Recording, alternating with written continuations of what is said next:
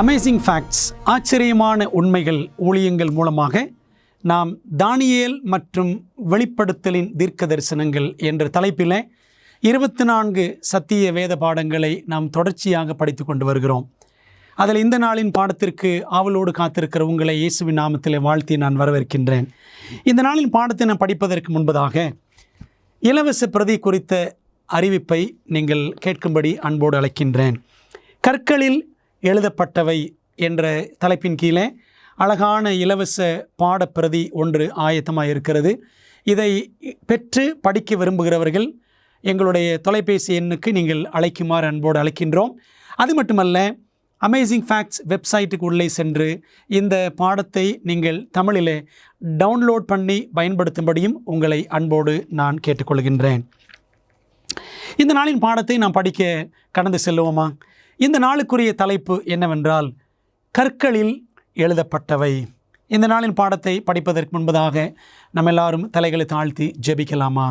நல்ல பிதாவே, இந்த நாளின் சத்திய பாடத்தை நாங்கள் கற்றுக்கொள்ள தமது ஆவியானவர் கொண்டு எங்களோடு நீர் பேசும்படி நாங்கள் காத்திருக்கிறோம். எங்களை பலப்படுத்தும், உமது ஆவியினால் எங்களை வழிநடத்தும். உம்முடைய வேதத்தில் உள்ள அதிசயங்களை பார்க்கும்படி எங்கள் கண்களை திறந்தருளும். இயேசுவின் நாமத்தில் ஜெபிக்கிறோம் நல்ல பிதாவே, ஆமென். தானியேல் தீர்க்க தரிசனத்திலே 6வது அதிகாரம் இன்றைக்கு நம்முடைய கவனத்திற்குரிய அதிகாரம். தானியேலுக்கு 85 வயது. தானியேல் 6ஆம் அதிகாரம் என்றாலே தானியேலும் சிங்கக்கெபியும் என்ற சம்பவம் நமக்கு ஞாபகத்துக்கு வரும். அந்த சிங்கக்கெபியின் சம்பவத்தின் பொழுது தானியேலுக்கு ஏறக்குறைய 85 வயது இருந்திருக்கலாம். தானியேல் ஏன் சிங்கக்கெபியிலே போடப்பட்டார்? காரணம், அவர் வேறு நாட்டிலிருந்து எருசலேமிலிருந்து பாபிலோனுக்கு வந்து பாபிலோனில் ஒரு பெரிய அதிகாரியாக அவர் உயர்வு பெற்று ஆண்டவருக்கு சாட்சியாக அவர் வாழ்ந்தார். அது மட்டுமல்ல, பாபிலோனுக்கு பிற்பாடு மேதிய பெர்சிய சாம்ராஜ்யம் தலையெடுத்தது. அந்த ராஜ்யத்தின் காலகட்டத்தில் 120 தேசங்கள் இருந்தன, 120 தேசாதிபதிகள். இந்த 120 தேசங்களுக்கும் மேலாக 3 பிரதான மந்திரிகள் இருந்தார்கள். அந்த 3 பேரில் மிக முக்கியமானவர் தானியேல். இந்த 120 தேசாதிபதிகள், 3 மந்திரிகள், பிரதான மந்திரிகள், இவர்களுக்கு மேலே மேதிய அரசனான தரியு இருந்தான். ஆகவே அரசனுக்கு அடுத்தபடி தானியேல் முக்கியமான இடத்திலே இருந்தார். எப்படி எகிப்திலே பார்வோனுக்கு அடுத்து யோசேப்பு இருந்தாரோ, அதே போல பாபிலோனிலே தரியுவுக்கு அடுத்தபடியாக தானியேல் இருந்தார். இப்படிப்பட்ட ஒரு உயர்வான நிலைமை, ஒரு அந்நியன் எருசலேமிலிருந்து பாபிலோனுக்கு வந்து மேதிய பெர்சியாவிலே இவன் பெரிய ஆளாகிவிட்டானே என்று கண்ட 120 தேசாதிபதிகளும் அந்த 2 பிரதான மந்திரிகளும் தானியேல் மீது கோபம் கொண்டனர். கோபம் கொண்டு அவர்கள் எல்லாரும் கலந்து ஆலோசிக்கிறார்கள். இந்த தானியேலை எப்படி குற்றம் கண்டுபிடிக்கலாம்? வேதம் சொல்லுகிறது, தானியேல் 6:4 அவன் உண்மையுள்ளவனாக இருந்தான், குற்றமற்றவனாக இருந்தான் என்று தேவன் சொல்லி வைத்திருக்கிறார். ஆகவே இந்த 120 தேசாதிபதிகள் எல்லாரும் ஒன்று கூடி சதி செய்து ராஜாவினிடத்திலே போய் ஒரு தந்திரமான காரியத்தை சொல்லுகிறார்கள். 30 நாட்கள் ராஜாவை மட்டும் வணங்க வேண்டும். அந்த 30 நாட்களிலே வேறு யாரையாகிலும் வணங்கக்கூடியவர்களை கைது செய்து சிங்கக்கெபியிலே போட வேண்டும் என்ற ஒரு தண்டனை. இப்படி ஒரு சதி திட்டம் தீட்டப்பட்டது. அது மட்டுமல்ல, இந்த திட்டத்திற்கு ராஜா தன்னுடைய முத்திரை மோதிரத்தினால் முத்திரை பதித்து அந்த சட்டத்தை மாறாத சட்டமாக, மேதிய பெர்சியருடைய மாறாத சட்டத்தின்படி அதை அமலாக்கப்படுத்த வேண்டும் என்று எல்லாரும் ஒன்று கூடி ராஜாவை மயக்கி சம்மதிக்க வைத்தார்கள். இப்படிப்பட்ட ஒரு சட்டம் பிறப்பிக்கப்பட்டு விட்டது என்று தெரிந்த பொழுது தானியேல் என்ன செய்தார்? தானியேல் 6ஆம் அதிகாரம் 10ஆம் வசனம் சொல்லுகிறது, தானியேலோ வென்றால் அந்த பத்திரத்துக்கு கையெழுத்து வைக்கப்பட்டதென்று அறிந்த போதிலும் தன் வீட்டுக்குள்ளே போய் தன் மேலறையிலே எருசலேமுக்கு நேராக பலகணிகள் திறந்திருக்க அங்கே தான் முன் செய்து வந்தபடியே தினம் 3 வேளையும் தன் தேவனுக்கு முன்பாக முழங்காற்படியிட்டு ஜெபம் பண்ணி ஸ்தோத்திரம் செலுத்தினான் என்று வாசிக்கின்றோம். வேதம் தொடர்ந்து சொல்லுகிறது, தானியேல் 6:16, அப்பொழுது ராஜா கட்டளையிட அவர்கள் தானியேலை கொண்டு வந்து அவனை சிங்கங்களின் கெபியிலே போட்டார்கள். காரணம் என்ன? இவர்களுடைய சதி இப்படி இருந்தாலும் தானியேல் தன் தேவனை தேடுவதிலே உண்மையாக இருந்தார். அது நிமித்தம் இவர்கள் எல்லாரும் ஒன்று சேர்ந்து ராஜாவினிடத்தில் தானியேலை குறித்து புகார் செய்தார்கள். ஆகவே தானியேலை கொண்டு வந்து சிங்கங்களின் கெபியிலே போட்டார்கள். ராஜா தானியேல் நோக்கி, நீ இடைவிடாமல் ஆராதிக்கிற தேவன் உன்னை தப்புவிப்பார் என்றான்.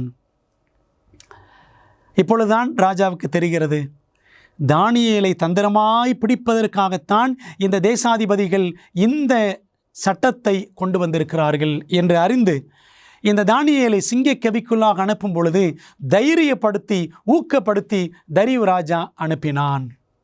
பிரியமானவர்களே, நமக்கு இந்த கதை தெரியும். சிங்க கெபிக்குள்ளே போடப்பட்ட தானியேல் அற்புதமான விதத்தில் பாதுகாக்கப்பட்டார்.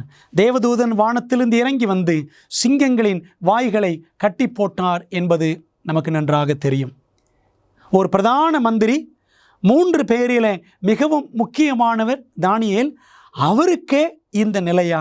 காரணம் என்ன என்று கேட்டால், மேதி பெர்சியருடைய சட்டம் மாறாத சட்டம். அந்த சட்டத்திலே திருத்தம் என்பதற்கு இடம் இல்லை. அவர்கள் ஏற்படுத்தின சட்டம் ஏற்படுத்தினது தான். அதனால தான் அந்த சட்டத்தின்படி தானியேலை சிங்கக்கெபியிலே போட்டார்கள். பிரியமான தேவ பிள்ளைகளே, இந்த கதையை அடிப்படையாக வைத்து நாம் இன்றைக்குரிய பாடத்தை கேள்வி பதில் முறையிலே படிக்கப் போகின்றோம். தேவனுடைய ஒழுக்க பிரமாணமானது திருத்தம் செய்யப்படவோ அல்லது ரத்து செய்யப்படவோ முடியுமா? தேவன் நமக்கு தமது கட்டளைகளை கொடுத்திருக்கிறார். இந்த கட்டளைகளிலே மாற்றங்களை செய்ய முடியுமா? மேதிய பெர்சியருடைய பிரமாணம், அதில் எந்த மாற்றமும் செய்ய முடியாது. கர்த்தருடைய பிரமாணத்திலே மாற்றம் செய்ய முடியுமா? வாருங்கள் படிப்போம். வேதம் சொல்லுகிறது, லூக்கா 16ஆம் அதிகாரம் 17ஆம் வசனத்தில், வேதத்தில் ஒரு எழுத்தின் உறுப்பு அவமாய் போவதை பார்க்கிலும் வானமும் பூமியும் ஒளிந்து போவது எளிதாயிருக்கும் என்று இயேசு சொன்னார். ஆண்டோடைய பிரமாணத்திலிருந்து ஒரு எழுத்தின் உறுப்பை கூட மாற்ற முடியாது. தேவன் மாற்றுவதும் இல்லை, எந்த மனிதனும் மாற்ற அவர் அனுமதிப்பதும் இல்லை என்பதுதான் இந்த வசனத்திற்குரிய பொருள். என் உடன்படிக்கையை மீறாமலும் என் உதடுகள் விளம்பினதை மாற்றாமலும் இருப்பேன் என்று தேவன் சங்கீதம் 89:34 சொல்லுகிறார். இன்னொரு வசனத்தை பாருங்கள். அவருடைய கட்டளைகள் எல்லாம் உண்மையானவைகள், அவைகள் என்றென்றைக்கும் உள்ள சதா காலங்களுக்கும் உறுதியானவைகள் என்று சங்கீதம் 111 7, 8 ஆகிய வசனங்களில் வாசிக்கிறோம். ஆண்டோடைய கட்டளைகள் என்றென்றும் மாறாதவை. அது மட்டுமல்ல, ஆண்டவர் சொல்லுகிறார், மல்கியா 3ஆம் அதிகாரம் 6ஆம் வசனம், நான் கர்த்தர், நான் மாறாதவர். கர்த்தரும் மாறாதவர், அவருடைய கட்டளைகளும் மாறாதவை. கர்த்தருக்கும் கட்டளைகளுக்கும் இணையான குணலட்சணங்கள் இருக்கிறதை பரிசுத்த வேதாகமம் நமக்கு அழகாக காட்டுகிறது. சில ஒப்பீட்டு பாடங்களை நாம் படிக்கலாமா? என்னோடு சேர்ந்து கவனியுங்கள். தேவன் மற்றும் பிரமாணம், கர்த்தர், கட்டளைகள் என்று எடுத்துக்கொண்டால், கர்த்தர் நல்லவர், அவருடைய கட்டளைகளும் நல்லவை. பாருங்கள், லூக்கா 18:19 கர்த்தர் நல்லவர் என்று சொல்லப்பட்டிருக்கிறது. ரோமர் 7:12 கர்த்தருடைய கற்பனை நல்லது என்று சொல்லப்பட்டிருக்கிறது. கர்த்தர் பரிசுத்தர் என்று ஏசாயா 5:16 வாசிக்கிறோம். அவருடைய கட்டளைகளும் பரிசுத்தமானவை என்று ரோமர் 7:12 படிக்கிறோம். உபாகமம் 32:4 கர்த்தர் நீதி உள்ளவர் என்று சொல்லுகிறது. ரோமர் 7:12 கர்த்தருடைய கட்டளை நீதி உள்ளது என்பது விளங்குகிறது. கர்த்தர் பூரணமானவர் என்று மத்தேயு 5:48 நாம் பார்க்கிறோம். அதே போல ஆண்டவருடைய கட்டளைகளும் பூரணமானவை. கர்த்தருடைய வேதம் குறைவற்றதும். The law of the Lord is perfect என்று பார்க்கிறோம். பூரணமானது. சங்கீதம் 19:7 தேவன் அன்பாகவே இருக்கிறார். 1 யோவான் 4:8 அவருடைய கட்டளைகளும் அன்பை அடிப்படையாக கொண்டவை. ரோமர் 13:10 வாசிக்கிறோம். அன்பானது நியாயப்பிரமாணத்தின் நிறைவேறுதலாய் இருக்கிறது என்று நாம் பார்க்கிறோம். மேலும் சில ஒப்புமையை பார்க்கலாமா? தேவன் நீதி உள்ளவர். யாத்ராம் 9:27 அவருடைய கட்டளைகளும் நீதி உள்ளது என்று சங்கீதம் 19:9 வாசிக்கிறோம். கர்த்தர் உண்மை உள்ளவர். உபாகமம் 32:4 அவருடைய கட்டளைகளும் உண்மையானவை. சங்கீதம் 119, 142, 151 ஆகிய வசனங்களை படித்து பாருங்கள். கர்த்தர் சுத்தமுள்ளவர். 1 யோவான் 3:3 அவர் பரிசுத்தமானவர். அவருடைய கட்டளைகளும் சுத்தமானவை. சங்கீதம் 19:8 வாசிக்கிறோம். கர்த்தர் ஆவியாயிருக்கிறார். யோவான் 4:24 அவருடைய கட்டளைகள் ஆவியின்படி கொடுக்கப்பட்டது, ஆவியினால் கொடுக்கப்பட்டது, ஆவியாய் இருக்கிறது. ரோமர் 7:14 கர்த்தர் மாறாதவர். மல்கியா 3:6 அவருடைய கட்டளைகளும் மாறாதவை. மத்தேயு 5:18 ஆதியாகமம் 21:33 வாசிக்கிறோம். கர்த்தர் நித்தியமானவர். சங்கீதம் 111:7-8 சொல்லுகிறது. அவருடைய கட்டளைகளும் நித்தியமானவை. ஆகவே law and the Lord go together. கர்த்தரும் கட்டளைகளும் இணையாக இருக்கக்கூடியவை என்பதை நாம் புரிந்து கொள்ள வேண்டும். அமெரிக்காவில் நியூ மெக்சிகோ என்ற ஒரு பட்டணம். அந்த பட்டணத்துக்கு பக்கத்தில் இருக்கிற ஒரு இடம்தான் லாஸ் லூனாஸ் என்ற இடம். அந்த இடத்துல மலைப்பாங்கான ஒரு பகுதி இருக்கிறது. அந்த பகுதியில் ஒரு மறைவான மலைப்பகுதி. அந்த மலைப்பகுதியில் ஒரு பெரிய கல் ஒன்று கண்டுபிடிக்கப்பட்டது. அந்த கல்லை நீங்கள் படத்தில் பார்க்கிறீர்கள். அந்த கல்லில் எபிரேய மொழி எப்படி இருக்குமோ அந்த மொழிக்கு ஒப்பாக சுருக்கமான வடிவில், மிகவும் விளாவாரியாக இல்லாமல் மிக சுருக்கமான வடிவில் 10 கட்டளைகள் அந்த பெரிய கல்லில் எழுதப்பட்டிருந்தது. அந்த பெரிய கல்லை கண்டுபிடித்தார்களாம் அகழ்வாராய்ச்சியாளர்கள். அதை கண்டுபிடித்து அதில் 10 கட்டளைகளும் ஒரே கல்லில் எழுதப்பட்டதாக அந்த கல் இன்றைக்கும் பாதுகாக்கப்பட்டு வருகிறது. அன்பான தேவ பிள்ளைகளே, நம்முடைய தேவன் 10 கட்டளைகளை கொடுத்தார். அந்த 10 கட்டளைகளை 2 கற்பலகைகளில் எழுதி கொடுத்தார் என்பதை வேதம் நமக்கு அழகாக சுட்டி காட்டுகிறது. நம்ம அடுத்த கேள்விக்குள்ளாக கடந்து செல்லலாமா? வேதத்தின்படி பாவம் என்றால் என்ன? வாசிக்கிறோம். 1 யோவான் 3:4 நியாயப்பிரமாணத்தை மீறுகிறதே பாவம் என்று தேவன் நமக்கு திருவுளம் பற்றுகிறார். இப்படி இருக்க பாவத்தை அறிகிற அறிவு நியாயப்பிரமாணத்தினால் வருகிறபடியால் என்று ரோமர் 3:20 அப்போஸ்தலனாகிய பவுல் சொல்லி வைத்திருக்கிறார். பிரியமான தேவ பிள்ளைகளே, பாவத்தை பற்றி அறிவு, இது பாவம்தான் என்ற அறிவை நமக்கு தருவது நியாயப்பிரமாணம்தான். நாம் இப்பொழுது படித்தோம் அல்லவா? 1 யோவான் 3:4 நியாயப்பிரமாணத்தை மீறுகிறதே பாவம். எந்த நியாயப்பிரமாணத்தை குறிக்கிறது? 1 யோவான் 3:4 நாம் பார்க்கிற நியாயப்பிரமாணம் எந்த நியாயப்பிரமாணம்? பாருங்கள், ரோமர் 7:7 பவுல் பேசுகிறார். பாவம் இன்னதென்று நியாயப்பிரமாணத்தினால் நான் அறிந்தேனே அன்றி மற்றபடி அறியவில்லை. இச்சையாதிருப்பாயாக என்று நியாயப்பிரமாணம் சொல்லாதிருந்தால் இச்சை பாவம் என்று நான் அறியாமல் இருப்பேனே. இச்சை பாவம் என்று நமக்கு சுட்டிக்காட்டுகிற பிரமாணம் எது? நியாயப்பிரமாணம். எந்த நியாயப்பிரமாணம்? 10 கட்டளைகள் என்பதுதான் மிக முக்கியம். அந்த 10 கட்டளைகளில் தான் இச்சையை குறித்த ஒரு கட்டளை இருக்கிறது. 10வது கட்டளை இச்சையை குறித்து பேசுகிறது.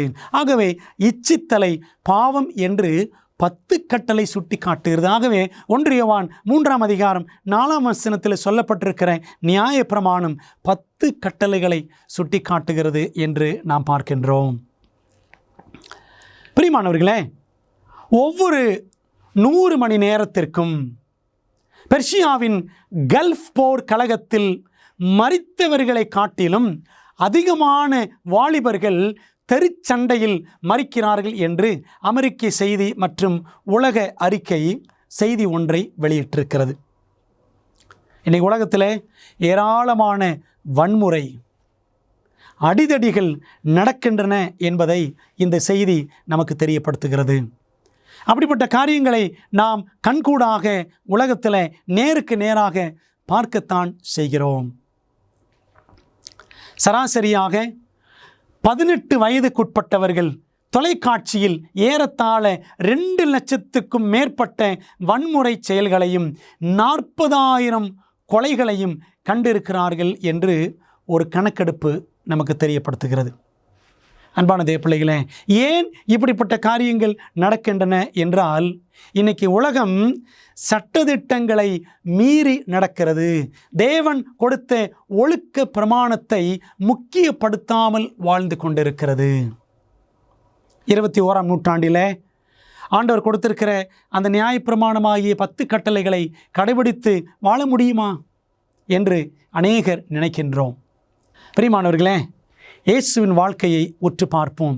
இயேசு 10 கற்பனைகளை கை கொண்டாரா? வேதம் என்ன சொல்லுகிறது? நான் என் பிதாவின் கற்பனைகளை கை கொண்டு என்று யோவான் 15:10 ஆண்டவர் இயேசு கிறிஸ்து சொல்லியிருக்கிறார். பிதாவின் கற்பனைகளை இயேசு கை கொண்டாராம். நம்மால் கை கொள்ள முடியுமா? ஸ்டேட்டஸ் ஸ்டோன்ஸ் என்ற ஒரு முக்கியமான உதாரணத்தை உங்களோடு நான் பகிர்ந்து கொள்ள விரும்புகிறேன். நீங்கள் இங்கே பார்க்கிறீர்கள் அல்லவா? இது ஒரு இறால். நம்ம இறால்னு சொல்லுவோமே, அதை சாப்பிடுகிறவர்களும் இருக்கிறார்கள், சமைத்து புசிக்கிறவர்கள். ஆனால் வேதத்தின்படி அதை சாப்பிடாமல் இருப்பது மிகவும் நல்லது. இது ஒரு வகையான சின்ன இறால் என்ற ஒரு கடல்வாழ் உயிரினம். இது பார்ப்பதற்கு மிகவும் அழகான ஒரு நிறத்தில் இருக்கிறதல்லவா? இதனுடைய சிறப்பு தன்மை என்னவென்றால், இது வருஷத்திற்கு 7 முதல் 8 தடவை தன்னுடைய தோலை அது என்ன செய்யுமாம், அவ்வப்பொழுது கொட்டி கொண்டே இருக்கும். அல்லது எப்படி பாம்பு சட்டையை உரிச்சு போடுதோ அதே போல் இந்த இறாலும் என்ன செய்யுமாம், தன்னுடைய அந்த தோலை அவ்வப்பொழுது வருஷத்திற்கு 7-8 தடவை மாற்றிக்கொண்டே இருக்கும். அது மட்டுமல்ல, அதனுடைய தலைப்பகுதியை, கண்ணுக்கு பக்கத்தில் இருக்கக்கூடிய அந்த பகுதியை நீங்கள் சற்று நன்றாக உற்று பாருங்கள்.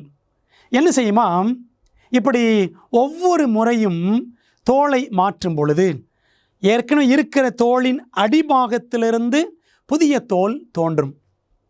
ஒவ்வொரு முறையும் தோல் தோன்றும் பொழுது அது என்ன செய்யுமா, தன்னுடைய தலைக்கு பக்கத்தில் ஒரு விதமான மணல் துகள் அல்லது சின்ன கல் போன்ற அமைப்பை அது என்ன செய்யுமா, தன்னுடைய தலை பக்கத்தில் சேகரித்து வைத்து கொள்ளும்.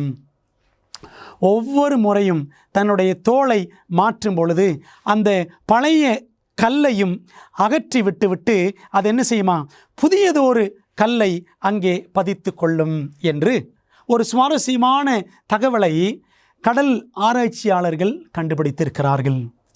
பிரியமான தேவ பிள்ளைகளே, ஆண்டவர் நம்முடைய சிந்தையில் எப்படி அந்த இறால் பழைய கல்லை எடுத்து போட்டுவிட்டு புதியதொரு சிறு கல்லை ஒவ்வொரு முறை தன் தோலை மாற்றும் பொழுதும் புதியதொரு கல்லை தன் தலை பக்கத்தில் வைத்து கொள்ளுகிறதே, அதே போல நாமும் என்ன செய்ய வேண்டும்? தொடர்ந்து பாடத்தில் படிக்க போகிறோம்.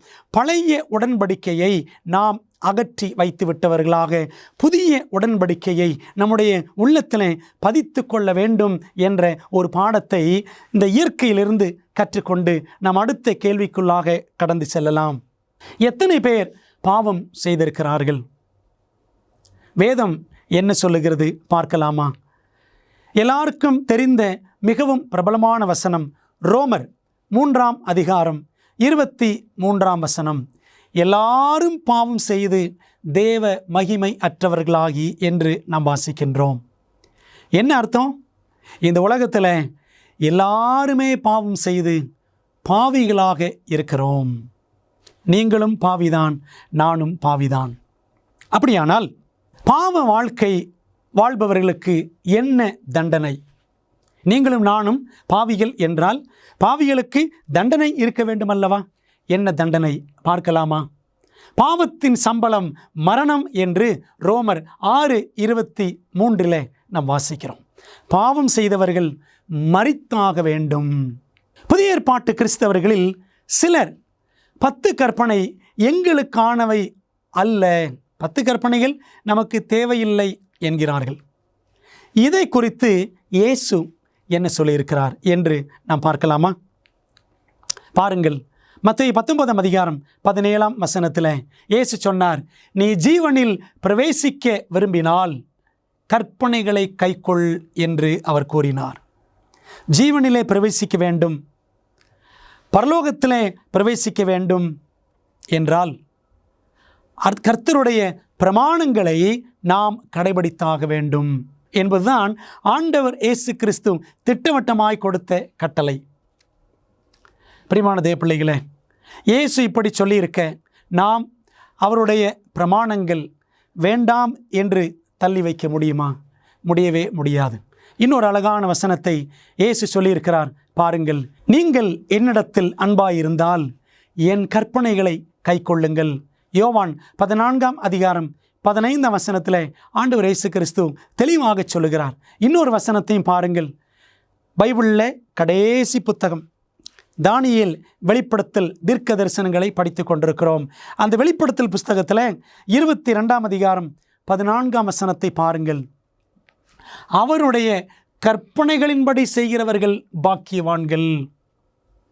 ஆண்டவருடைய கட்டளைகளை கடைபிடிக்கிறவர்கள்தான் பாக்கியவான்கள் என்பதை வெளிப்படுத்தல் மிக தெளிவாக சுட்டி காட்டுகிறது. வெளிப்படுத்தலிலிருந்து இன்னொரு வசனத்தை பாருங்கள், வெளிப்படுத்தல் 14:12 தேவனுடைய கற்பனைகளையும் இயேசுவின் மேல் உள்ள விசுவாசத்தையும் காத்து கொள்கிறவர்களாகிய பரிசுத்தவான்களுடைய பொறுமை இதிலே விளங்கும் என்று கூறினான். பிரியமானவர்களே, ஆண்டவருடைய கற்பனைகளை கடைபிடிக்கிறவர்கள்தான் பரிசுத்தவான்கள். கட்டளைகளை பற்றி வெளிப்படுத்தின விசேஷத்தில் 3 வசனங்கள் இருக்கிறது. முதலாவது வெளிப்படுத்தல் 12:17 அந்த வசனத்தில் பார்த்தீங்கன்னா, ஆண்டோடைய ஸ்திரீ, ஆண்டோடைய திருச்சபை, மெய்யான திருச்சபை என்ன செய்யும்? தேவனுடைய கற்பனைகளை கடைபிடிக்கும். அந்த சபையின் மீது பிசாசின் கோபம் அதிகமாக இருக்கும். இதுதான் வெளிப்படுத்தல் 12:17. இரண்டாவது வெளிப்படுத்தல் 14:12 இந்த வசனம் சொல்லுகிறது, தேவனுடைய கற்பனைகளை கடைபிடிக்கிறவர்கள் தான், இயேசுவை விசுவாசித்து அவருடைய கற்பனைகளை கடைபிடிக்கிறவர்கள் தான் பரிசுத்தவான்கள். முந்தின வசனம் பார்த்தோம், வெளிப்படுத்தல் 22:14 அவருடைய கட்டளைகளின்படி நடக்கிறவர்கள் தான் பாக்கியவான்கள் என்றும் நாம் பார்க்கிறோம். ஆகவே 10 கட்டளைகளை கடைசி புத்தகம், வேதாகமத்தின் கடைசி புத்தகமாகிய வெளிப்படுத்தல் தீர்க்க தரிசனம் 10 கட்டளைகளை முக்கியப்படுத்தி பேசுகிறது. நாம் அதை முக்கியமாக நினைக்கிறோமா? அநேகர் 10 கட்டளைகள் அவசியமில்லை என்று சொல்லுகிறார்கள். இயேசு என்ன சொன்னார்? நீங்கள் இடத்தில் அன்பாக இருந்தால் என் கற்பனைகளை கைக்கொள்ளுங்கள் என்று சொன்னாரே. இயேசு சொன்னதற்கு முரணாக நாம் சொல்லலாமா? பிரியமான தேவ பிள்ளைகளே, சிந்திக்க வேண்டும். அப்படியானால் நாம் விளங்கிக் கொள்ளக்கூடிய ஒரு பாடம் என்ன? இயேசு 10 கற்பனைகளை கடைபிடித்தார், நாமும் 10 கற்பனைகளை கடைபிடிக்க வேண்டும். அடுத்த கேள்வி நமக்கு நிச்சயமாக எழும்ப வேண்டும். இயேசு கடைபிடித்தார், நாமும் கடைபிடிக்க வேண்டும் என்றால் எப்படி 10 கற்பனைகளை நாம் கைக்கொள்வது? வேதாகம தீர்க்க தரிசனத்தில் வெளிப்படுத்தப்பட்டுள்ளபடி நம்முடைய மோசமான உலகத்திற்கான தேவனின் திட்டத்தை அறிய விரும்புகிறீர்களா? உங்கள் மிகப்பெரிய சவால்களுக்கு நடைமுறையான நம்பகமான தீர்வுகள் வேண்டுமா? ஊக்கமளிக்கும் மற்றும் அறிவூட்டும் ஆச்சரியமூட்டும் உண்மைகள் வேதாகம பாட வழிகாட்டிகள் 27 அழகான வரைகளை மற்றும் நேரடியான பதில்களை புரிந்து கொள்ள எளிதான வகையில் வேதத்தின் அடிப்படையில் சிறப்பான மேலான பாடங்களை வழங்குகின்றது. ஒவ்வொரு ஆய்வு வழிகாட்டியும் உங்கள் வாழ்க்கையின் மிக முக்கியமான உண்மைக்கான பொருத்தமான வேதாகம பதில்களை நோக்கி உங்களை வழிநடத்தும். நான் எப்படி ஆரோக்கியமான ஐக்கியத்தை பெறுவது? இயேசு எப்போது எப்படி மீண்டும் வருவார்? மேலும் இப்படி பல கேள்விகளுக்கு உங்கள் எதிர்காலத்தை வாய்ப்பாக விட்டு விடாதீர்கள். ஆச்சரியமூட்டும் உண்மைகள் வேதாகம பாட வழிகாட்டிகளிடமிருந்து உங்கள் வாழ்க்கையை சத்தியத்துடன் மாற்றுங்கள். ஆங்கிலம், இந்தி, தமிழ் மற்றும் தெலுங்கு மொழிகளில் கிடைக்கிறது. காத்திருக்க வேண்டாம். bookstore.aftv.in என்ற இணையதளம் மூலம் உங்கள் முழுமையான ஆய்வு வழிகாட்டிகளை இன்றே ஆர்டர் செய்யுங்கள். எப்படி 10 கற்பனைகளை நாம் கைக்கொள்வது? வாசிக்கலாமா? ரோமர் 8ஆம் அதிகாரம் 3-4 வசனங்கள். தம்முடைய குமாரனை பாவ மாம்சத்தின் சாயலாக பிதாவாகிய தேவன் அனுப்பினார். அவர் வந்து மாம்சத்திலே பாவத்தை ஆக்கினைக்குள்ளாக தீர்த்தார். அவர் மாம்சத்திலே இயேசு வெளிப்பட்டு தம்முடைய மாம்சத்திலே பாவத்திற்குரிய தண்டனைகள் எல்லாவற்றையும் அவர் சுமந்து கொண்டார். நம்மிடத்தில் நியாய பிரமாணத்தின் நீதி நிறைவேறும்படிக்கே அப்படி செய்தார் என்று பவுல் சொல்லுகிறார். என்ன அர்த்தம்? நியாய பிரமாணத்தின்படி நாம் நடக்க வேண்டும். ஆண்டவர் இயேசு கிறிஸ்து பாவத்தின் சம்பளம் மரணம் என்ற சட்டத்தின் அடிப்படையிலே நியாய பிரமாணத்தின் நீதியை நிறைவேற்றும் விதமாக அவர் நமக்கு பதிலாக அவர் மரித்தார். நியாய பிரமாணத்தை தமது மரணத்தின் மூலம் அவர் நிறைவேற்றினார். ஆகவே உயிரோடு இருக்கிற நாமும் அவருடைய பிரமாணத்தின்படி வாழ வேண்டும், கடைபிடிக்க வேண்டும் என்று தேவன் நம்மிடத்தில் விரும்புகிறார், எதிர்பார்க்கிறார்.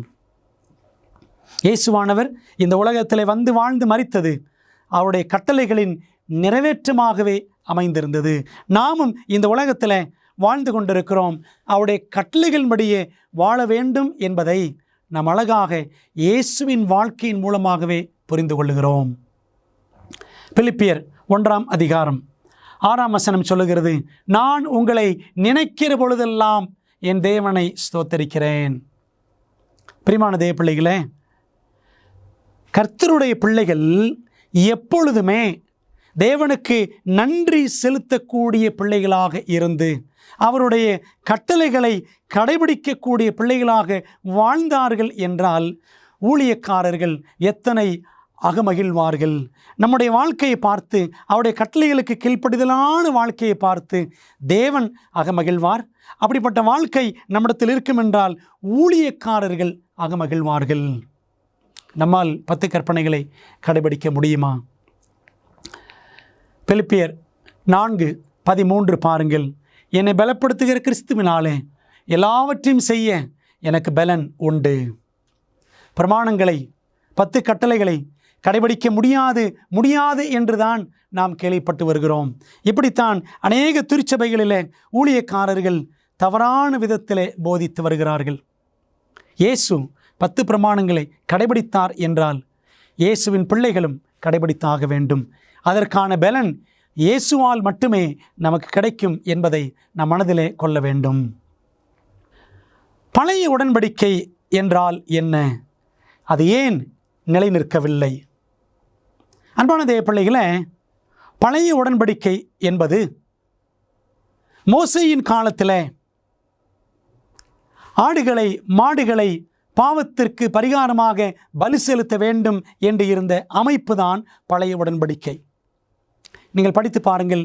எபிரேயர் 10ஆம் அதிகாரம் 8 மற்றும் 9ஆம் வசனங்கள் சொல்லுகிறது, இயேசு வந்தார், முதலாவதை தள்ளிவிட்டு இரண்டாவதை நிலைநிறுத்தினார் என்று பவுல் அங்கே சொல்லியிருப்பார்.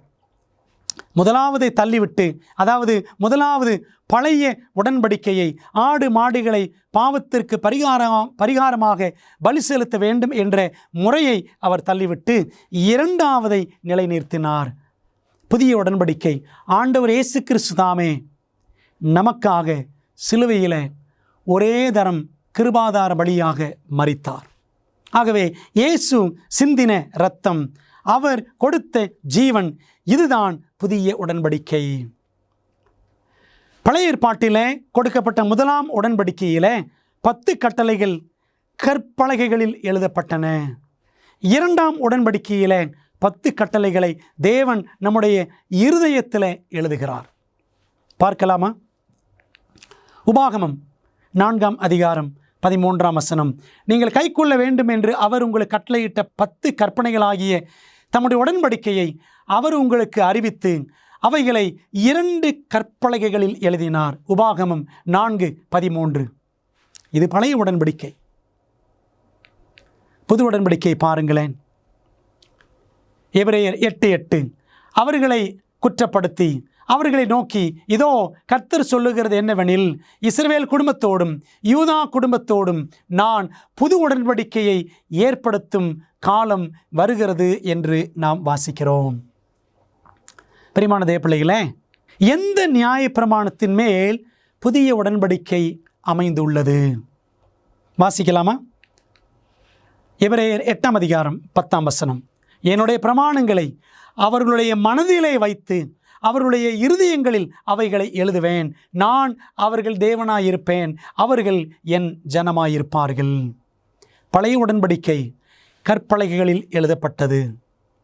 புதிய உடன்படிக்கை இயேசுவை விசுவாசிக்கிற ஒவ்வொருவருடைய இருதயத்திலும் மனதிலும் தேவனே எழுதுகிறார் என்பதை நாம் வாசிக்கின்றோம். ஆக பிரியமான தேவப்பிள்ளைகளே, புதிய உடன்படிக்கையை நம்முடைய இருதயத்தில் நாம் எழுத பெற்றிருக்கிறோமா?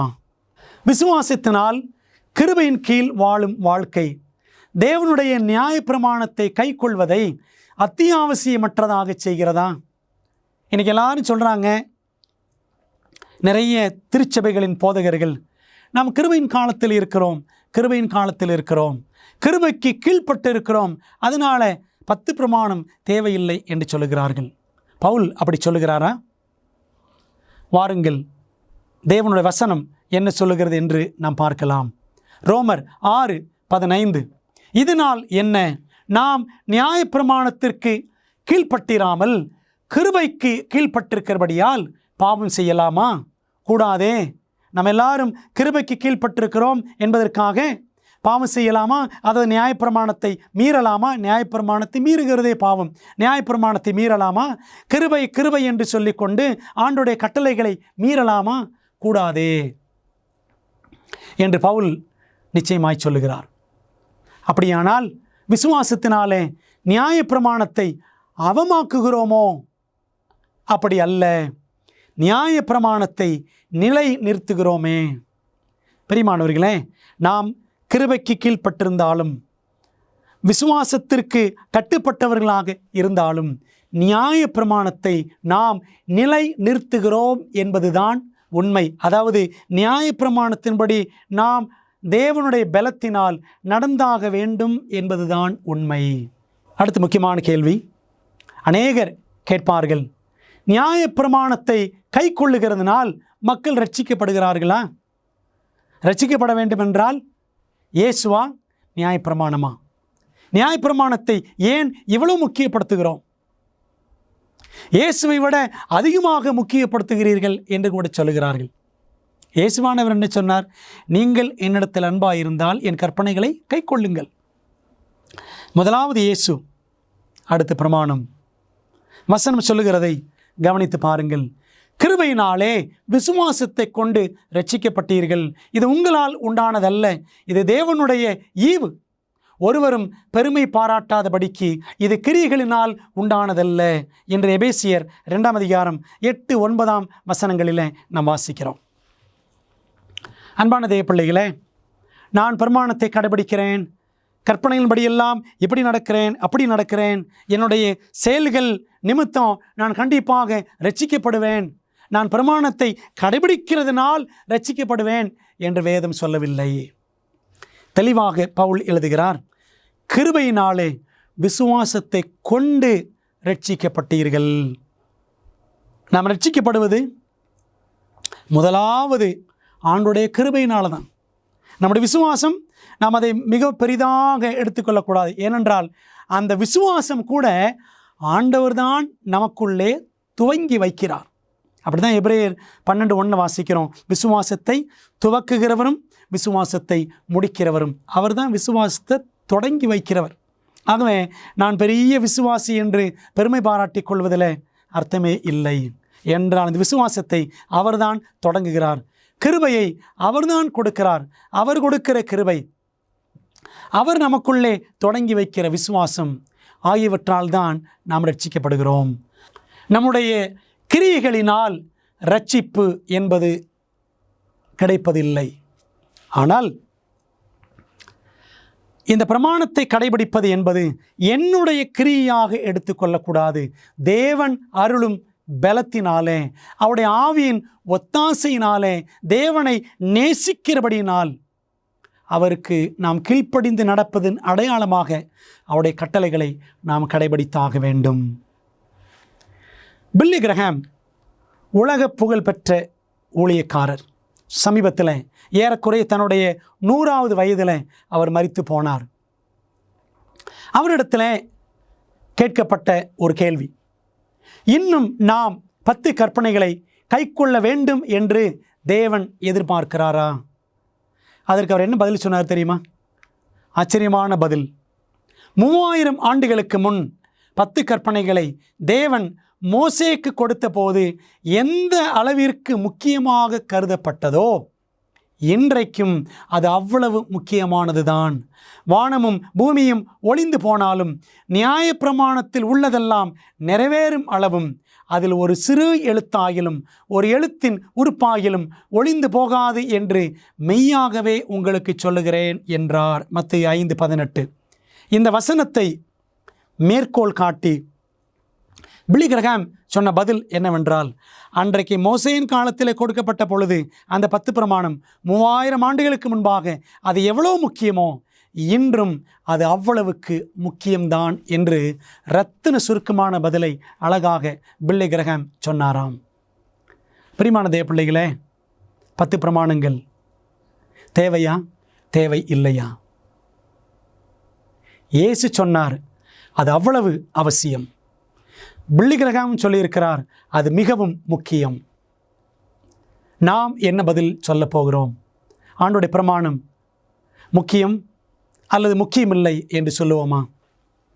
சிந்தித்து பார்ப்போம். தேவன் கொடுத்த பிரமாணங்கள், அவர் ஒரு முறை கொடுத்ததை அவர் மறுமுறை மாற்றுவது இல்லை, அவர் திருத்துவது இல்லை, அவர் அந்த கட்டளைகளை மீறுவதும் இல்லை. மேதிய பெர்ஷியரின் பிரமாணமே மாறாத பிரமாணம் என்றால் பரலோக மகாதேவனின் பிரமாணம் எத்தனை உறுதியானது, எவ்வளவு நிலையானது என்பதை நாம் மனதிலே பதித்து கொள்ள வேண்டும். தேவனுடைய நியாயப்பிரமாணத்திற்கு கீழ்ப்படியும்படி ஒரு நபரை ஊக்கப்படுத்துவது எது? அன்பானவர்களே, ஆண்டவருடைய பிரமாணத்தை நீங்களும் நானும் கடைபிடித்தாக வேண்டும் என்பதை தெல்ல தெளிவாக பார்த்து விட்டோம். இயேசுவின் வாழ்க்கையிலே அவர் பிரமாணங்களை கடைபிடித்து வாழ்ந்தார். பில்லி கிரஹாம் அழகான ஒரு பதிலையும் அவர் கூறியிருக்கிறார். அப்படியானால் நியாயப்பிரமாணத்தை நாம் கடைபிடிக்க வேண்டுமா? அப்படி நான் தேவனுடைய கிருபையினாலே, இயேசுவை விசுவாசிக்கிறபடினாலே அவருடைய கட்டளைகளுக்கு கீழ்ப்படிந்து நடக்க வேண்டுமென்றால் எனக்கு ஆதாரமாக இருக்க வேண்டியது எது? வசனம் சொல்லுகிறது, ரோமர் 13:10, ஆதலால் அன்பு நியாய பிரமாணத்தின் நிறைவேறுதலாய் இருக்கிறது. நமக்கு அன்பு இருக்குமென்றால், தேவனிடத்திலே அன்பு இருக்குமென்றால் என்ன செய்வோம்? அவருடைய கற்பனைகளை நாம் மெய்யாகவே கடைபிடிப்போம். இயேசு அவனை நோக்கி, உன் தேவனாய் கர்த்தரிடத்தில் உன் முழு இருதயத்தோடும் உன் முழு ஆத்மாவோடும் உன் முழு மனதோடும் அன்பு கூர்வாயாக. மத்தேயு 22:37-39 வரை வாசிக்கிறோம். பிரியமானவர்களே, இயேசுவினிடத்தில் அன்பு கூறுகிறேன், முழுமையாய் அன்பு கூறுகிறேன் என்று சொல்லுகிறவர்கள் அவருடைய கட்டளைகளை நிச்சயமாய் கடைபிடிப்பார்கள். ஏனென்றால் வசனம் சொல்லுகிறது, நாம் தேவனுடைய கற்பனைகளை கைக்கொள்வதே அவரிடத்தில் அன்பு கூறுவதாம். 1 யோவான் 5:3 வாசிக்கிறோம். தேவனுடைய கற்பனைகளை கைக்கொள்வதுதான், அவருடைய சட்டத்திட்டங்களுக்கு கீழ்ப்படிவதுதான் நாம் அவரிடத்தில் அன்பு கூறுகிறோம் என்பதற்கான முக்கியமான அடிப்படை நியதி. பிரியமான தேவ பிள்ளைகளே, இயேசுவை நேசிக்கிறோம் என்று சொல்லிக்கொண்டு அவர் கொடுத்திருக்கிற கட்டளைகளை நாம் கவனியாமல் விட்டுவிடுகிறோமா என்பதை சற்று நிதானித்து பார்க்க வேண்டும். அவருடைய கற்பனைகளை கைக்கொள்ளாமல் ஓர் உண்மையான கிறிஸ்தவனாக என்னால் இருக்க முடியுமா?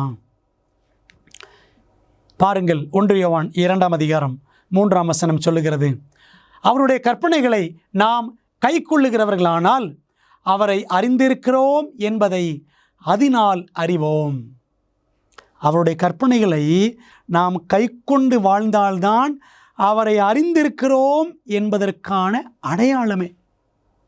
பிரியமான தேவப்பிள்ளைகளே, நம் தேவனுடைய பிள்ளைகள் என்பதற்கான அடையாளம் ஏதோ ஒரு பைபிளை தூக்கி நாம் கையில் சுமந்து கொண்டு போவதனால் நாம் கிறிஸ்தவர்கள், தேவனிடத்தில் அன்பு கூறுகிறவர்கள் என்று அடையாளமாகிவிடுமா? அவருடைய கட்டளைகளின்படி நடப்பதுதான் நாம் தேவனுடைய பிள்ளைகள், அவரை அறிந்திருக்கிறோம் என்பதற்கான அடையாளம். அடுத்த வசனம் பாருங்கள், 1 யோவான் 2:4. அவரை அறிந்திருக்கிறேன் என்று சொல்லியும் அவருடைய கற்பனைகளை கைக்கொள்ளாதவன் பொய்யனாய் இருக்கிறான், அவனுக்குள் சத்தியம் இல்லை.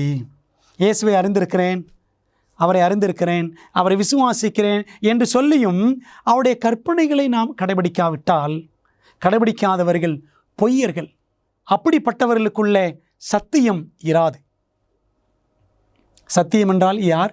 இயேசு, அவர்தான் சத்தியம். யோவான் 14:6 ஆகவே அவருடைய கட்டளைகளுக்கு கீழ்ப்படிந்து நடவாதவர்களுக்குள்ளே சத்தியம் இராது. இயேசு இருப்பாரா? இருக்க மாட்டார். பிரியமான தேவப்பிள்ளைகளே, உங்களுக்கு விளங்குகிறதா இந்த பிரமாணங்கள் எவ்வளவு முக்கியமானவை? சில பழைய ஏற்பாட்டு பிரமாணங்கள் இன்றும் கிறிஸ்தவர்களை கட்டுப்படுத்துகின்றனவா? பழைய ஏற்பாட்டில் ஏராளமான சட்டதிட்டங்களை தேவன் கொடுத்திருக்கிறார். பாருங்கள், எபேசியர் 2ஆம் அதிகாரம் 15ஆம் வசனம், சட்டதிட்டங்களாகிய நியாய பிரமாணத்தை தம்முடைய மாம்சத்தினாலே ஒழித்து என்று பவுல் எபேசியர் 2:15 எழுதுகிறார். 2 முக்கியமான பிரமாணங்கள். நாம் இதுவரைக்கும் 10 பிரமாணங்கள் என்று படித்தோம். அதாவது ஒழுக்க பிரமாணம், மாரல் லா, நீதி நெறி பிரமாணம் என்று சொல்வார்கள் 10 கட்டளைகளை. இன்னொன்று சடங்காச்சார பிரமாணம், செரிமோனியல் லா. பாவம் செய்கிறவர்கள் என்னவெல்லாம் பலி செலுத்த வேண்டும் என்று இருக்கக்கூடிய பலவிதமான வரைமுறைகள், வழிமுறைகள், அதுதான் சட்டதிட்டங்களாகிய நியாய பிரமாணம் என்று பவுல் சொல்லுகின்றார். வருடாந்திர ஓய்வு நாட்கள், போஜன பலிகள், பான பலிகள் என்றெல்லாம் லேவியராகமம் 23ஆம் அதிகாரத்தில் வாசிக்கிறோமே. இவைகள் எல்லாம் சேர்த்துதான் சடங்காச்சார பிரமாணம். ஆக பிரியமானவர்களே, 2 விதமான பிரமாணங்கள். ஒன்று ஒழுக்க பிரமாணம், இன்னொன்று சடங்காச்சார பிரமாணம். ஆண்டவர் இயேசு கிறிஸ்து சிலுவையிலே அவர் தொங்கும் பொழுது எந்த பிரமாணத்தை ஒழித்தார்? கொலோசையர் 2ஆம் அதிகாரம் 13 முதல் 16 வசனங்களை படித்து பார்த்தீர்கள் என்று சொன்னால், ஆண்டு நிச்சயதாரம் எபேசியர் 2:15 படித்தோமே, அதே போல சட்டதிட்டங்களாகிய நியாய பிரமாணத்தை, சடங்காச்சார பிரமாணத்தை அவர் தம்முடைய சிலுவை மரணத்தினாலே நமக்கு விரோதமாயிருந்த கையெழுத்தை குலைத்து போட்டார். 10 பிரமாணங்கள் நமக்கு விரோதமாக இருக்கவில்லை. 10 பிரமாணங்கள் நமக்கு பேராசீர்வாதமாக இருக்கும்படி தேவன் கொடுத்திருக்கிறார். 10 பிரமாணங்கள் என்றென்றைக்கும் நிலையானவை. ஆனால் சட்டதிட்டங்களாகிய பிரமாணமோ, அதாவது இந்த சடங்காச்சார பிரமாணமோ, அது என்றென்றைக்கும் உறுதியானவை அல்ல. தேவன் தமது சிலுவை மரணத்தின் மூலமாக அதை ஒழித்து போட்டார். ஆக பிரியமான தேவ பிள்ளைகளே, இன்றைக்கும் நம்மை தேவனுடைய பிள்ளைகள் எல்லாரையும், சர்வலோகத்தையும் கட்டுப்படுத்தக்கூடிய பிரமாணம் எது என்றால் ஒழுக்க பிரமாணம், நீதிநெறி பிரமாணம், ராஜரீக பிரமாணம், சுயாதீன பிரமாணமாகிய அக்கினி பிரமாணமாகிய 10 கட்டளைகள் தான். நான் சொன்ன இந்த எல்லா பெயர்களுமே 10 கட்டளைகளுக்கான விசேஷித்த வேறு வேறு பெயர்கள் என்பதை வேதாகமத்தில் நாம் பார்க்கிறோம். பிரியமான தேவ பிள்ளைகளே, இந்த நாளிலே ஆண்டோடைய கட்டளைகளை கடைபிடித்து நடக்க வேண்டும் என்று நீங்கள் ஜெபத்தோடு தீர்மானிக்கிறீர்களா? ஒரு முக்கியமான எச்சரிப்பை நீங்கள் கேட்டுத்தான் ஆக வேண்டும். பாருங்கள், பிசாசானவன் முக்கியமாக யாரை அதிகம் வெறுக்கிறான்? வெளிப்படுத்தல் 12:17 வாசிக்கிறோம். அப்பொழுது வலுசற்பமானது, பிசாசானது, ஸ்திரீயின் மேல், தேவனுடைய மெய்யான திருச்சபையின் மேல் கோபம் கொண்டு. ஏன் கோபம் கொள்கிறது? தேவனுடைய கற்பனைகளை கைக்கொள்ளுகிறவர்களும் இயேசு கிறிஸ்துவை குறித்து சாட்சியை உடையவர்களுமாகிய, பார்த்தீங்களா, ஆண்டோடைய மெய்யான திருச்சபை அவர்களிடத்தில் 2 முக்கியமான அடையாளங்கள், காரியங்கள் இருக்கும். ஒன்று, அவர்கள் இயேசு கிறிஸ்துவை குறித்த சாட்சியை உடையவர்களாயிருப்பார்கள். 2வது, அவர்கள் தேவனுடைய கற்பனைகளை கைக்கொள்ளுவார்கள். அதில் பாருங்கள், முதல்ல தேவனுடைய கற்பனைகளைத்தான் அங்கே யோவான் முக்கியப்படுத்தி வெளிப்படுத்தலில் எழுதியிருக்கிறார். ஆகவே இந்த 2ஐயும் யார் கொண்டிருக்கிறார்களோ, தேவனுடைய கற்பனைகள், இயேசுவின் மேல் இயேசுவை குறித்த சாட்சி, இந்த 2ம் உடைய அவளுடைய சந்ததியான, அந்த மெய்யான திருச்சபையின் சந்ததியான மற்றவர்களுடனே, அந்த மற்றவர்களுடனே என்பதை நீங்கள் ஆங்கில பைபிளில் படித்து பாருங்கள், ரெம்னன்ட் என்று போட்டிருக்கும். மீதமானவர்களுடனே, மெய்யான திருச்சபையின் சந்ததியான மீதமானவர்களுடனே யுத்தம் பண்ண போயிற்று. அப்போ என்ன பார்க்குறோம்? பிசாசு யார் மேல் கோபம் கொண்டு யுத்தம் செய்கிறான் என்றால், ஆண்டோடைய கட்டளைகளை யார் கடைபிடிக்கிறார்களோ, இயேசுவை விசுவாசித்து அவருடைய கற்பனைகளின்படி யார் நடக்கிறார்களோ, அவர்களுக்கு எதிராகத்தான் சாத்தான் தன்னுடைய யுத்தத்தை நடத்துகின்றான். அவர்கள் மீதுதான் சாத்தான் கோபம் கொண்டு கொடூரமாக செயல்படுகிறான் என்று நாம் பார்க்கின்றோம். பிரியமான தேவப்பிள்ளைகளே, ஆண்டோடைய கட்டளைகளை கடைபிடிக்க வேண்டும் என்று தீர்மானிக்கின்றீர்களா? பரலோகம் மகிழ்ந்து களிகூரும். அதே சமயத்தில் பிசாசானவனும் அவன் கோபம் உள்ளவனாக செயல்படுவான் என்பதை வேதம் நமக்கு தெரியப்படுத்துகிறது. பிரியமான தேவ ஜனங்களே, ஒருவேளை பிசாசானவன் கோபம் கொண்டாலும் நாம் தேவனுடைய கட்டளைகளை கடைபிடிப்பதில் உண்மையாகத்தான் இருக்க வேண்டும். தானியேல் தேவனுடைய கட்டளைகளுக்கு உண்மையாக இருந்தார் அல்லவா? அதனால தான் சிங்கக்கபியில் போட்டாங்க. ராஜாவை அவர் வணங்கவில்லை, ராஜாதி ராஜாவைத்தான் வணங்கினார். தானியேலின் நண்பர்கள் அந்த 3 பேர் நேபுகாத்நேச்சார் நிறுத்தின சிலையை பணிந்து கொண்டார்களா? இல்லை, ஆண்டோடைய கட்டளைகளுக்கு உண்மையாயிருந்தார்கள். ராஜாவின் கோபம் பயங்கரமாக 7 மடங்கு அதிகமாகியது. அக்கினி சூளை சூடாக்கப்பட்டது. 3 பேரும் அக்கினியிலே போடப்பட்டார்கள். ராஜாவின் கோபம் இருக்கத்தான் செய்தது. ஆனால் அவர்கள் 3வரும் பின்வாங்கினார்களா? அனனியா, மீஷாவேல், அசரியா? இல்லை. பிரியமான தேவ பிள்ளைகளே, அதே போலதான் ஆண்டுடைய பிரமாணத்தை கடைபிடிப்பதன் மூலம் பிசாசின் கோபம் நம்மீது அதிகமாகலாம். ஆனால் அவனுடைய கோபத்திற்காக நாம் பயந்து தேவனுடைய பிரமாணங்களை கடைபிடியாமல் விட்டுவிடக்கூடாது.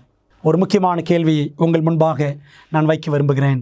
தேவனுடைய கற்பனைகளை கைக்கொள்வதினால் கிடைக்கும் மகிமையான பலன்கள் என்ன?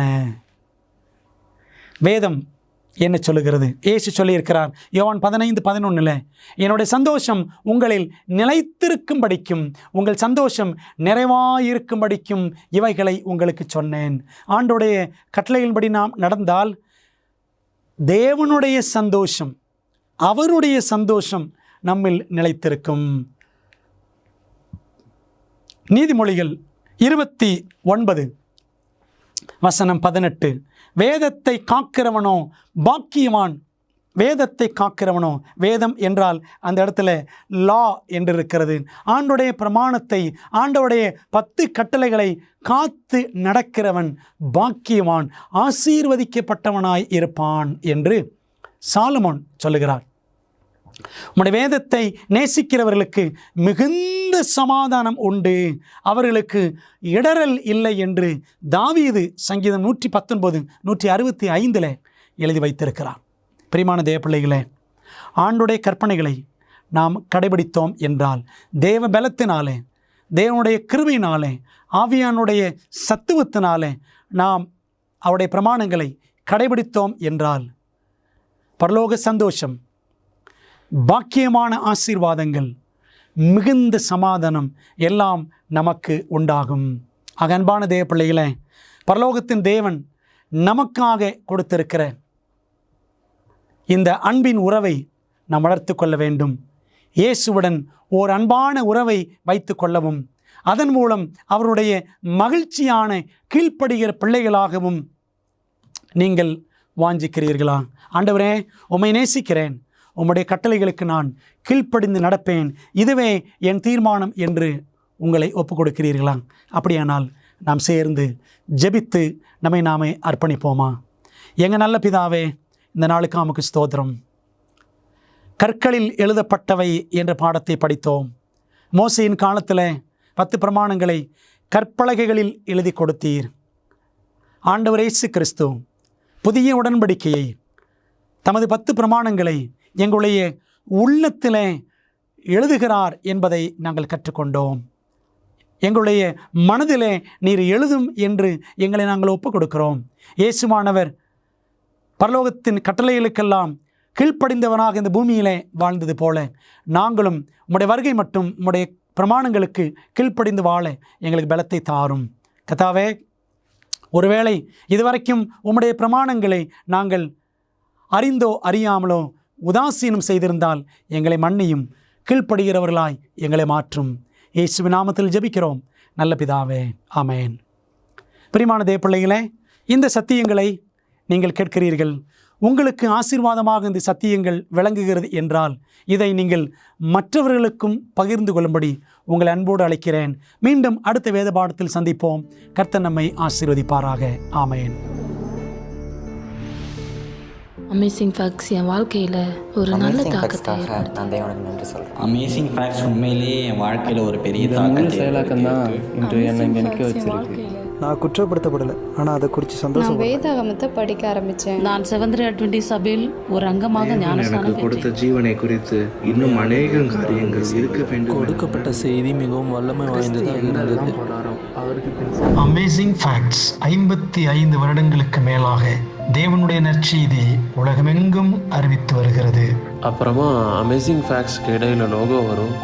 இதற்கு முன்பாக நிறைய பேர் பேசுகிறத நான் கேள்விப்பட்டிருக்கிறேன். ஆனால் இவர் பேசுகிறத முதன்முறையாக நான் கேட்டேன். இவர் ஏதோ ஒன்றை குறித்து சொல்லும்போது நான் உடனே வேதத்தை எடுத்து அதை கண்டுபிடிக்கணும்னு ஆசைப்பட்டேன். ஏன்னா நான் இதுக்கு முன்பாக அதை பற்றி நான் கேள்வியே பட்டதில்லை. எனவே நான் வேத பாடங்களை படிக்க துவங்கினேன். நான் உட்பட இங்கு இருக்கும் ஒவ்வொரு நபரும் மாற்றம் பெற துவங்கினோம். கடவுளே, எனக்கு ஏன் இப்படி நடந்தது என்பது என் வாழ்க்கையில் ஒரு கேள்வியாக இருந்தது. தேவன் என்னத்தை பேசினாரு. நான் உண்மையாகவே அவர் தான் என் தகப்பன் என்பதை கண்டேன். நான் என் வாழ்க்கையில் எல்லாத்தையும் இழந்தேன். இப்போதான் ஆண்டவர் என் வாழ்க்கையில் இல்லைங்கிறதே நான் உணர்ந்தேன். நான் ஒரு தீர்க்க தரிசன பாட வகுப்புக்கு சென்றேன். அது என்னை சுக்குநூறாக உடைத்தது. இச்செய்தி மிகவும் வல்லமை வாய்ந்ததும் மறக்க முடியாத உண்மையுமாக இருந்தது. இது மிகவும் ஆச்சரியமாக உள்ளது. உங்களுக்கு சந்தோஷமாக பொழுதை கழிக்க பிடிக்குமா? எனக்கு பிடிக்கும். என் அப்பா அம்மா அமேசிங் ஃபேக்ட்ஸில் இருந்து அமேசிங் அட்வென்ச்சர் சிறுவர் வேதாகம வழிகாட்டிகளை வாங்கி கொடுத்த போது எனக்கு சந்தோஷமா இருந்துச்சு. இதுல பாடத்திட்டங்கள் வண்ணமயமா இருக்கு. அதோடு அருமையான புதிர்களும் வேத வினாக்களும் இதுல நிறைய இருக்கு. வேத சத்தியத்தால் நிறைஞ்சிருக்கு. மற்றும் பிள்ளைகளுக்கான 10 அற்புதமான சாகச பயணங்களும் இதுல இருக்கு. டிராகனை கொல்வது, ஒரே லைஃப் போட், கடல் வழியாக பயணம், விசில் அடித்து கல்லறை வழியாக செல்வது, நான் நிறைய கத்துக்கிட்டேன். இது இங்கிலீஷ்ல மட்டுமே கிடைக்கும். ஆனால் நம் மொழியை கற்றுக்கொண்டு வருகிறோம் இல்லையா? உங்கள் பிள்ளைகள் பைபிளில் இருந்து அரிய கருத்துக்களை அறிந்து கொள்ள எங்களை அல்லது SMS மூலம் உங்கள் செட்டை இன்றே ஆர்டர் செய்யுங்கள்.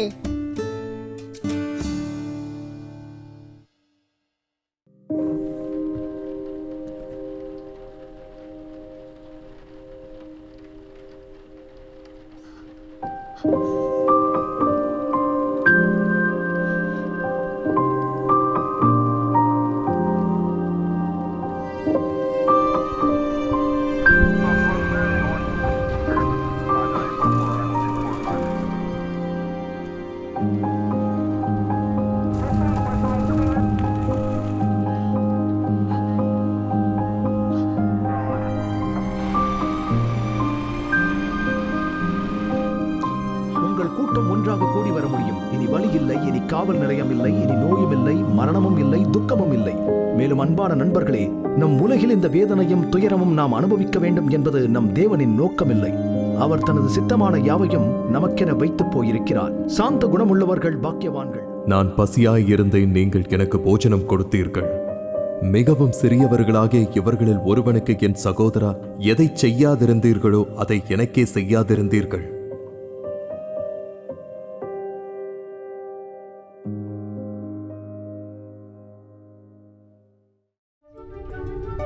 ஐம்பது வருடங்களுக்கும் மேலாக அமேசிங் ஃபேக்ட் ஊழியங்கள் நற்செய்தியை உலகம் முழுவதும் பகிர்ந்து கொண்டிருக்கிறது. இயேசுவின் சித்தத்தின்படி அனைத்து மக்களுக்கும் நித்திய சுவிசேஷத்தை அறிவித்துக் கொண்டிருக்கிறது. உங்கள் ஜெபத்திற்கும் ஆதரவிற்கும் நன்றி.